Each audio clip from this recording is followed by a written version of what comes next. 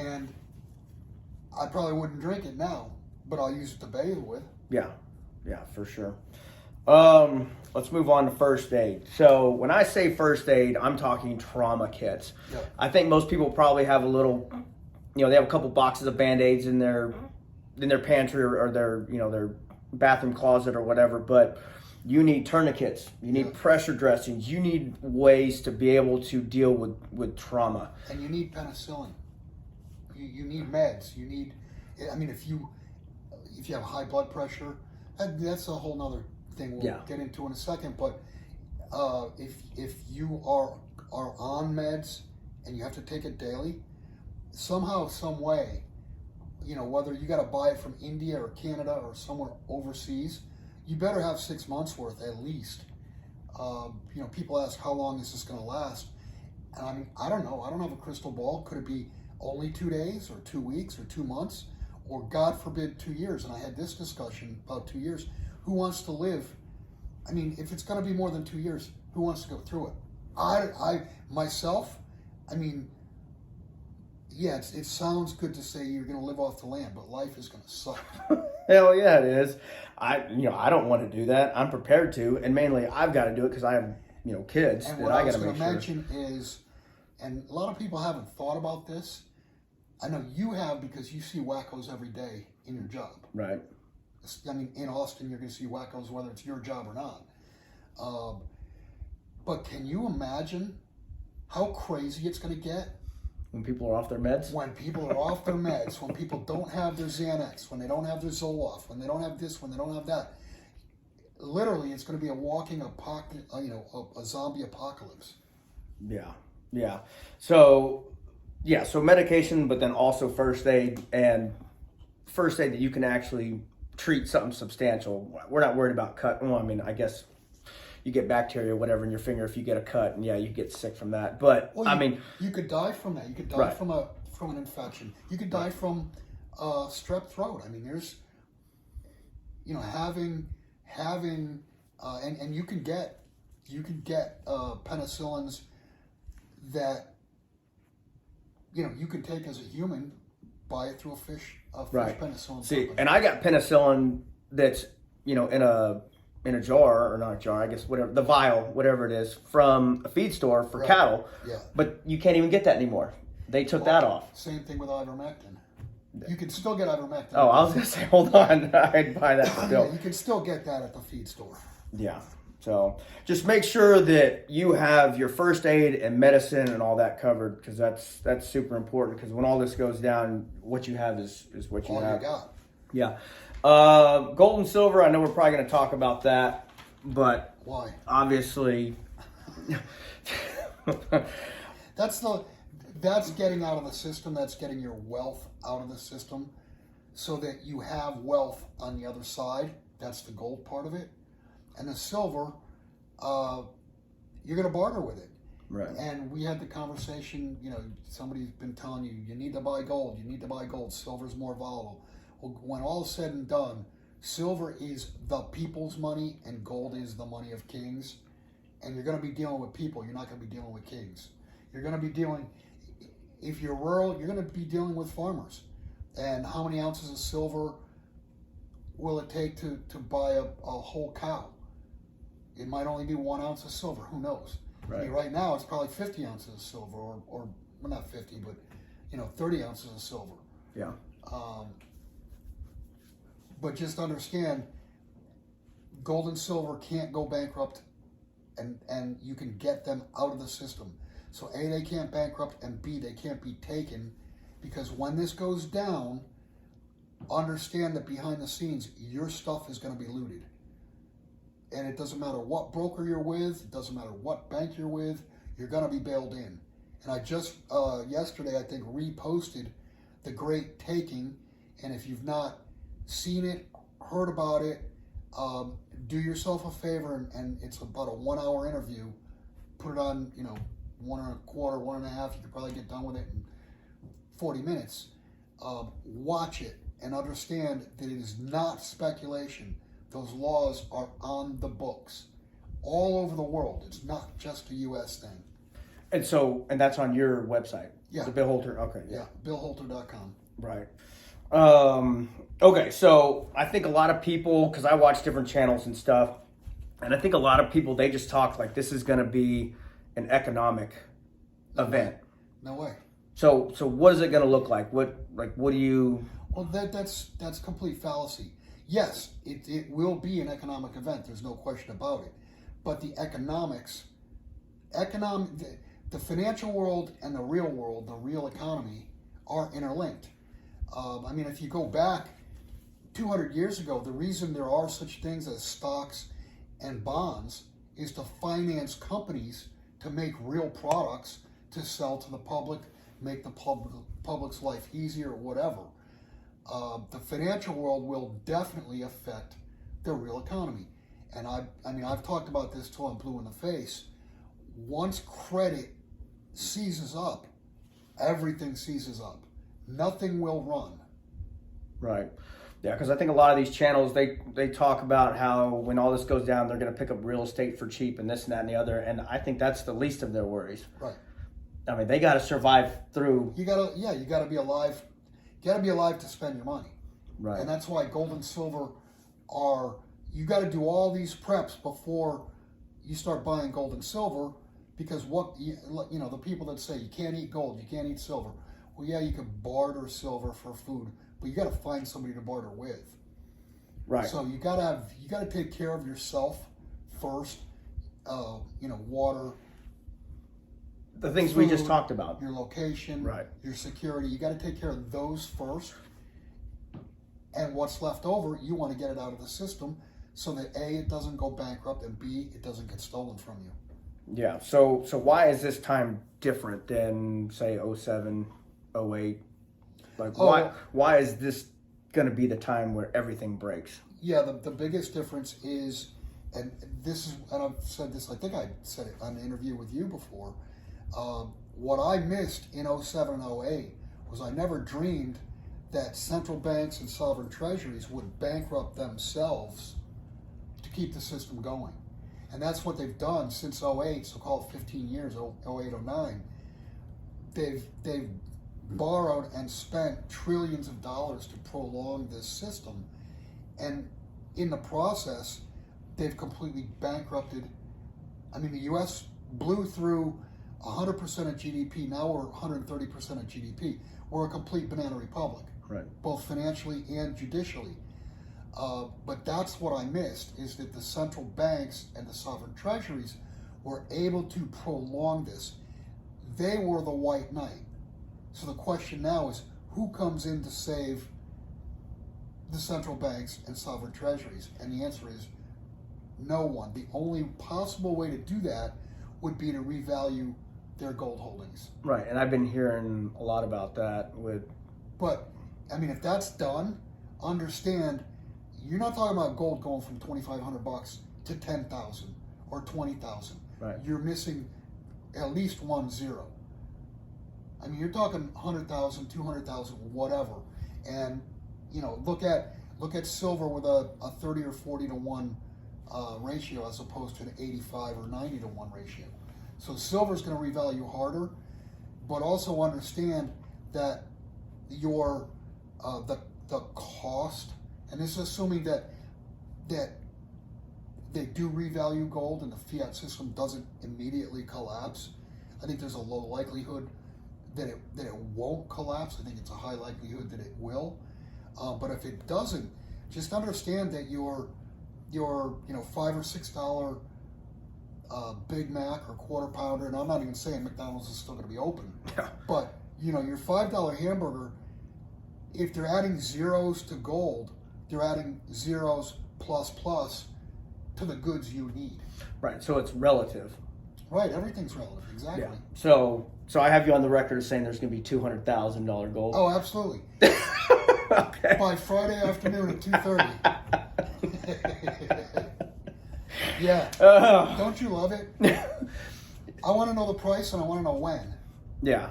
No, well, and because we've had this conversation when you're talking about Germany, back in the 20s?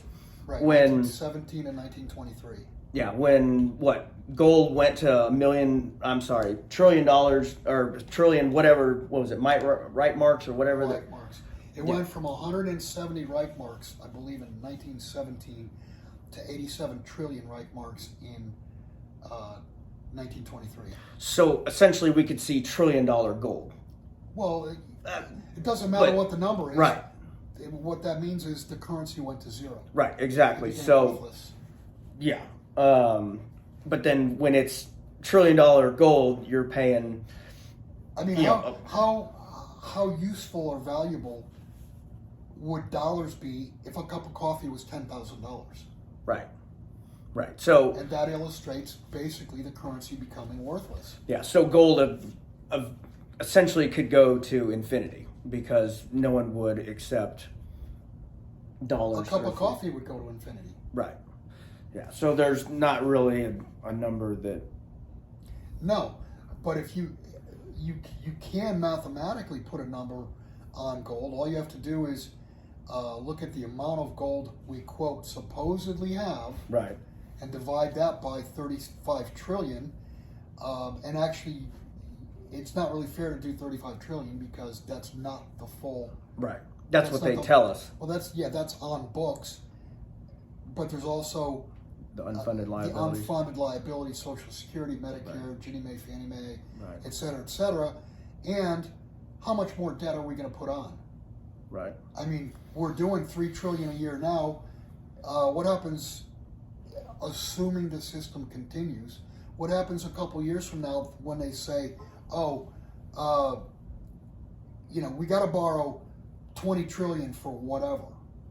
So you're using the number 35 trillion. And if you use 35 trillion and the gold we supposedly have, which I'll eat my hat if we truly do have all that gold, you're talking about a number, 150, 175,000 an ounce right now as we speak. Well, I guess I should buy gold then. Well, and I just want to say that, I've said that on interviews before. Right, I did the math a few years back and it was 125,000. And so don't put this as a title. No, because I'm the guy interviewed with put the title Holter predicts $125,000 gold.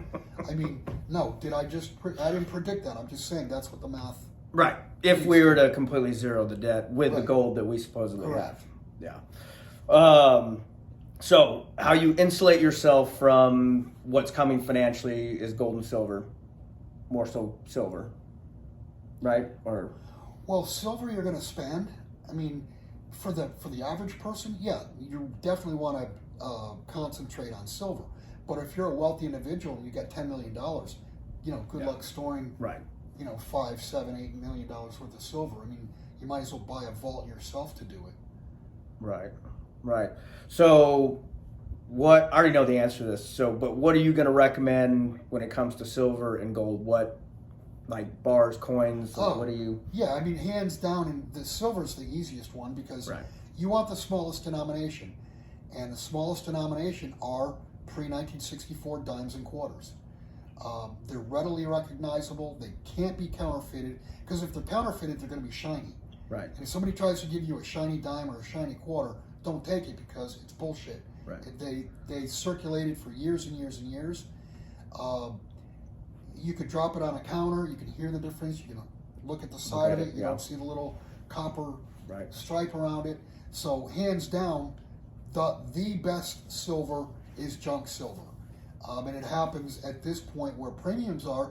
You can buy junk silver for almost the same that you could buy 100-ounce bars for. Wow. And if you go back a year ago, junk silver was trading $10 over bars. Right. And then in gold, just from the confiscation standpoint, you want either gold eagles or preferably pre-1933 St. Gaudens and Liberties. Okay, so if you don't do the pre-65 silver, then what? Silver eagles? Or yeah, you probably want to stick with U.S. coin. If you're in the U.S. That's, yeah, we got Athena in here. Whether it be gold, whether it be silver, don't do bars. Bars are the poorest form to own. And a lot of people buy bars because it's the cheapest. Well, I'm just going to tell you, the cheapest in, it's going to be the cheapest out. Right. Well, I like them. I think they're cool, but I have other stuff.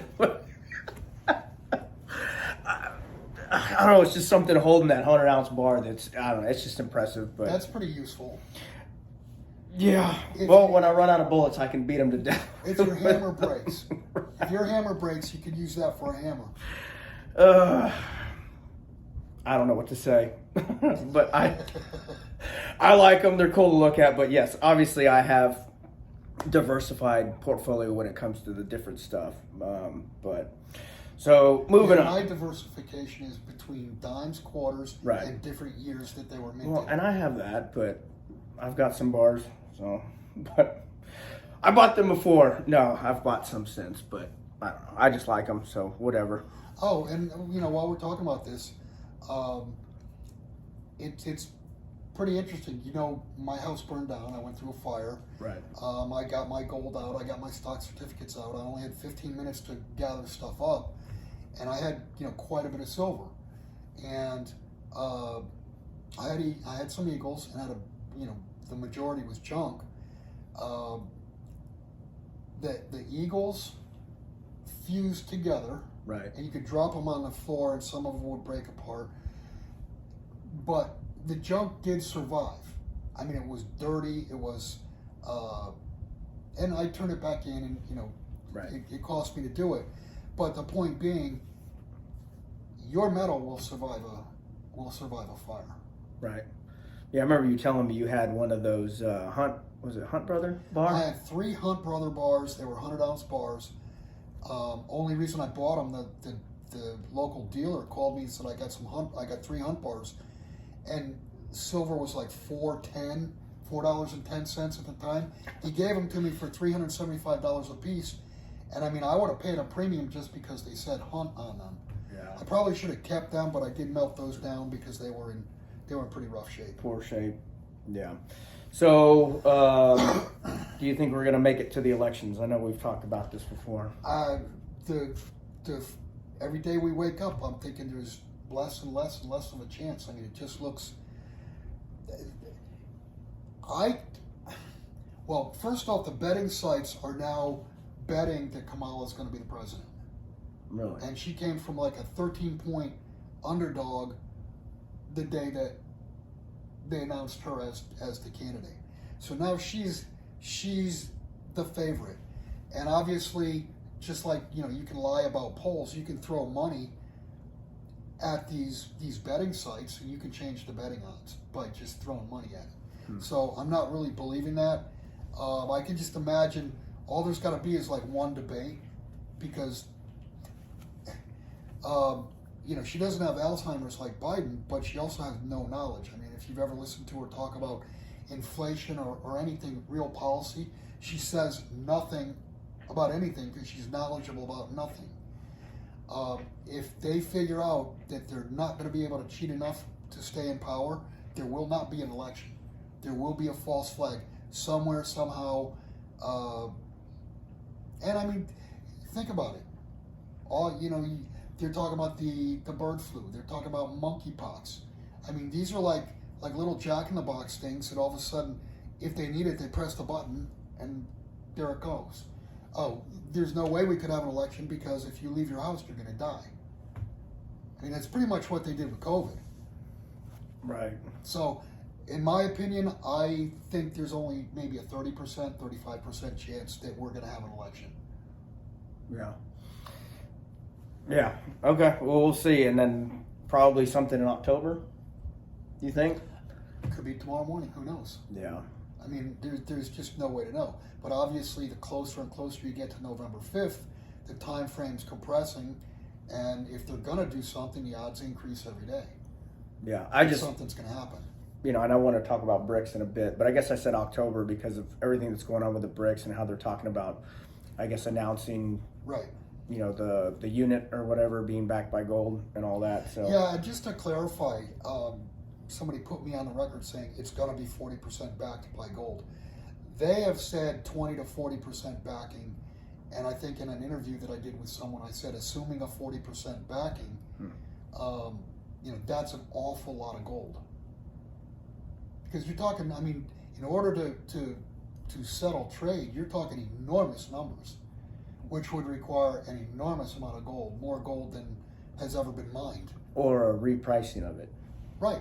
I mean, you could theoretically 1 ounce. You could trade. You could do all global trade on 1 ounce. If that 1 ounce was what, $1 trillion or whatever, like the $1 trillion platinum coin. I mean, I can't believe they're talking about, and it just came up again this past week. I heard about that. They're talking about doing the $1 trillion platinum coin. Well, hell, why not mint 35 of them? We don't have any debt anymore. So what you're saying is I should be buying. Yeah, buy $1 trillion platinum coins. Oh, and there's one other thing that goes along with that is Trump is talking about basically revaluing gold that's held on the books at 42.22 that the Fed has the paper to, revaluing it to current pricing, and you'd raise, I don't know, $500-600 billion, and he wants to take that money and put it into Bitcoin, and that's going to pay the 35 trillion off. Well, first off, you're only talking about less than $1 trillion, so that's clearly not going to do it. Right. But then you got to ask, what is Bitcoin, and will the foreigners that hold our debt, or even the people within the country that hold the debt, will they accept Bitcoin in payment? And I don't think so. I personally believe Bitcoin is digital air, and we'll find out when all is said and done that basically it was a money vacuum cleaner. Yeah. It vacuum cleaned up all kinds of liquidity. Right, which makes sense, and that's which what didn't go into gold or silver. Right. Yeah. So it's taking the wind out of the sails of gold and silver. Yep. So what's your, I hate to say prediction, but where are these metals going? You think short term, long term? So in the next couple months. Yeah, I should years. talk about. I think it was May 11th, and then the very end of June, first part of July. I posted a set of charts, gold, silver, and the HUI index, and suggested that they had bottomed and they were turning up. I posted another time about a week and a half ago. This was before the Japanese collapse, and they looked very similar. They looked the same. It was basically the same call. They looked like they bottomed. The MACDs were crossing. One, I think gold had already crossed. Silver was lagging, and the HUI was right there as far as the cross goes. And then, of course, Thursday, Friday, and Monday came. Japan collapsed. Our markets collapsed. And any chance they get to push gold and silver down, they do it. So they hit it with paper and negated those chart patterns. But all that did was postpone the MACD, that's the moving average convergence divergence. It postponed that from crossing over to the upside. Once it crosses over to the upside, you should get somewhere between 3 to 6 weeks of strong market action. It will definitely put gold in new high territory. It should certainly put silver through 32.50, and I would have a target just from a technical standpoint. And at some point in time, technicals are not going to matter. It'll be pure fundamentals. But from a technical standpoint, I think you could see 37, and I think you'll see the HUI, break through the 310, 315 level, and probably get to maybe 360, in that neighborhood. So they're poised. They are poised to go higher, and even just a sideways move from here will create the chart pattern where the trend followers, the momentum players, will jump in. Right. Well, I remember you called me, I think 2 or 3 days before, and you said that That's back in May. Right. I remember you called me, and Yeah. you called it pretty much to the T. You said they're about to, Yeah. And I remember they moved $3-4 really, really quick on silver, and then I guess they smashed it back down. But yeah, I remember you calling that. So is it a good time to buy metals now? Anytime you have excess funds in a bank account or whatever, that's the time to buy. When you have money, because you want to get out of the system. Anytime you have excess liquidity that you should not be leaving in the system, get it out and buy metals. Don't try to time it. I remember, oh gosh, this is 40, I'm not old, 40 years ago, when I was a fairly young broker. I mean, when I was just starting out. And I remember a guy was fighting over an eighth of a point to buy something. It was a 10,000, it was a big order at the time. I mean, guy was fighting over an eighth. The stock never dropped the eighth of a point, and the thing took off, and he ended up, he was screaming and yelling when the thing was 5-6 points higher. Right. So, I mean, don't try to time it. It doesn't matter. It will not make any difference whatsoever. It makes a difference to you mentally now to prove to yourself that you're a hero and you picked the bottom. Right. But this is not about being a hero. This is about surviving and getting your capital out of the system, as much of it as you possibly can, as soon as you can. Right. Whatever you can't afford to lose. Right. Right. Exactly. Yeah. So how is I'm not talking about on the exchanges price, or I'm sorry, not price, but how is the physical metals market right now, as in volume of sales and like the orders that you're getting? Are you seeing a lot of new customers, old customers, huge orders? Like what? We're definitely seeing some bigger orders, but there's definitely less orders. I mean, compared to a year ago, this is the last, and it just started picking up after the Japanese episode. Okay. But going into the Japanese episode, there was a 4 to 6 week period of time where it was very quiet, but the orders that we did get, were substantial. They were bigger orders. What's a bigger order? Like in the millions, or? $500,000 to $1 million. That's, those are good orders. Okay. As opposed to, you get pelted with a bunch of $10,000, $20,000, $5,000, $50,000 orders. I mean, we'll do any size order, but those orders dried up. And I'm glad you asked that question, because I'm going to say this year, from January 1st until now, I've probably seen more sell orders. I was going to ask about that. Yeah, I've seen more sell orders just this 6 or 7 months into the year than I had in the previous 10 years combined. Not in dollar amounts, because you're going to have somebody sell, $300,000-$400,000 to buy a house or whatever. What I'm saying is, there's been a ton of, I need 10,000, I need 25,000, I need 50,000, I need 17,000. People, they're not selling to take a profit. They're selling to raise capital. They're selling to raise liquidity.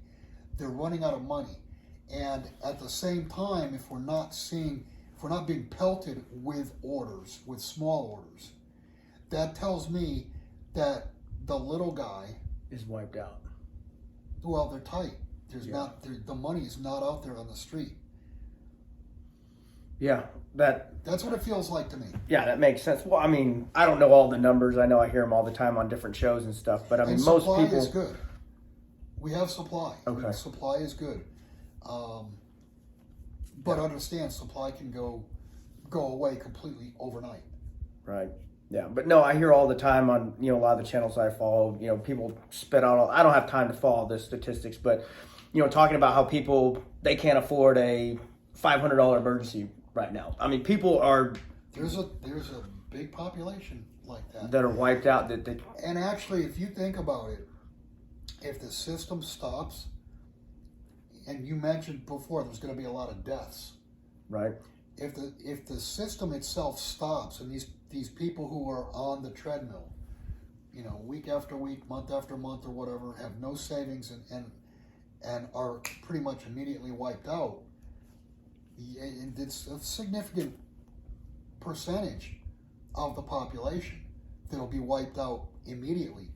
And I would just say, listen to what Klaus Schwab and all those assholes from the WEF, basically the elite cabal, what have they told you? They've told you there's too many people on the planet and we need to depopulate. And the most severe one that I've heard from them is they want to get the population down to 500 million people from 8 billion. That tells you they're wanting 15 out of 16 people dead. Well, what is there in the U.S.? 350, 330 million, whatever. Yeah. Well, it's probably 350 with the illegals here. Sorry. I don't care. Yeah. All right. I know we talked just barely brushed over this, but bricks. Oh, and I got a solution for the Eagles, or for the illegals. Oh boy. All right. Yeah, no, I had this solution Let's hear quite a it. few years back. They do you put balls numbered from 1 to 31 into a thing. You spin it around, but it's a secret lottery. They pull it out. Mm-hmm. And then on whatever, say the number comes up 17. On the 17th, they shoot anybody coming across the border. And they do that each month, and nobody knows what the day is going to be. That would cut it down, right? All right. Yeah. I'm just saying. All right. We're going to move on. That ought to go over good in the comment section. Yeah. Get my channel taken down. All right. Anyway, so